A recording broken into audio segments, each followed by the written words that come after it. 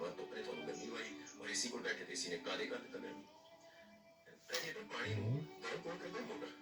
ਫਿਰ ਕਾਲੇ ਗਰਮੀ ਗਿਰ ਜਾਂਦੀ ਹੈ, ਘਟ ਜਾਂਦੀ ਹੈ, ਕੌਣ ਹਟਾਉਂਦਾ? ਰੈਡੀਏਟਰ। ਰੈਡੀਏਟਰ ਉਹਨੂੰ ਸਕਾਵੀਆ ਤੋਂ ਇਹ ਚੇਂਜ ਕਰਦਾ ਹੈ ਰੈਡੀਏਟਰ ਨੂੰ ਕਲੋਰੇ ਹੀਟ ਨੂੰ।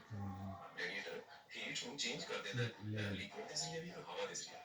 ਹਵਾ ਵੀ ਪਹਿਲੀ ਸਟੈਂਡ ਕਰੀ ਸਕਦੀ ਹੈ। ਰੈਡੀਏਟਰ ਗਰਮੀ ਨੂੰ ਕਰ ਦਿੰਦਾ ਹੈ ਹਵਾ ਦੇ ਜ਼ਰੀਏ ਵੀ ਔਰ ਪਾਣੀ ਦੇ ਜ਼ਰੀਏ। ਹਵਾ ਦੀ ਆ ਰਹੀ ਹੈ ਰੈਡੀਏਟਰ ਚੇਂਜ ਕਰ ਦਿੰਦਾ ਗਰਮੀ ਨੂੰ ਪਾਣੀ ਔਰ ਹਵਾ ਦੇ ਜ਼ਰੀਏ।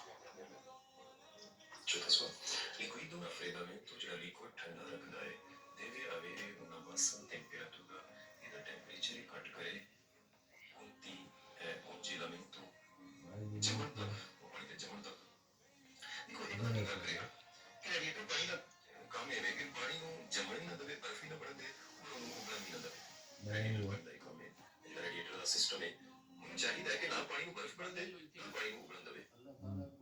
liquido raffreddamento ਜਿਹੜਾ ਠੰਡਾ ਕਰਨ ਵਾਲਾ ਸਿਸਟਮ ਹੈ deve avere ਵਿੱਚ ਜ਼ਰੂਰੀ ਆਪਸ਼ਨ ਹੋਣਾ ਚਾਹੀਦਾ ਕਿ bassa